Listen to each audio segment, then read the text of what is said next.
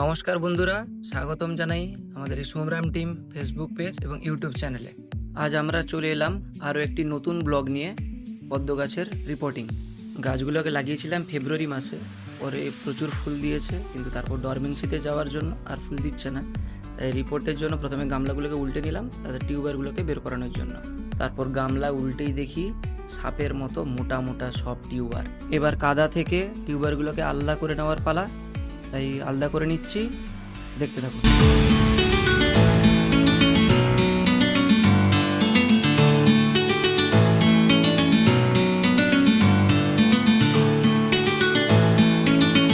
এটা আরও একটা আইডির গামলা, এটাকে উল্টে নিচ্ছি।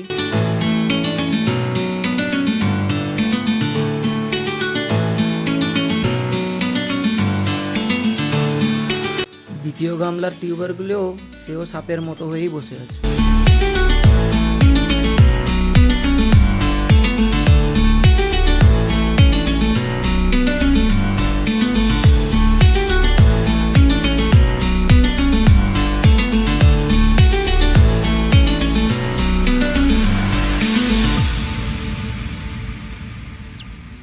টিউবারগুলো বেছে নেওয়া কমপ্লিট।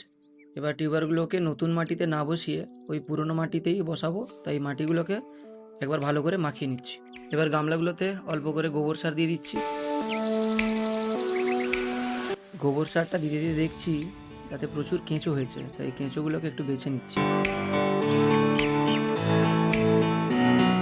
তারপর অল্প অল্প করে একটু মিক্স খাবার দিয়ে দিলাম। এবার পাঁক মাটি দেওয়ার পালা। এবার একটা হাঁড়িতে পাঁকগুলো ভরে গামলাগুলোই দিয়ে দিচ্ছি।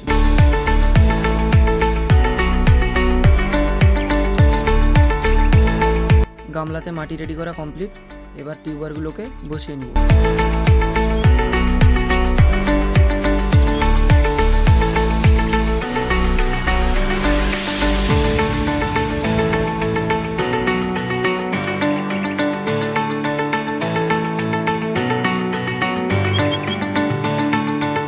টিউবারগুলো বসিয়ে নেওয়ার পর এবার হাত রেখে জলগুলো একটু দিয়ে দিচ্ছি, যাতে মাটি না উঠে যায়।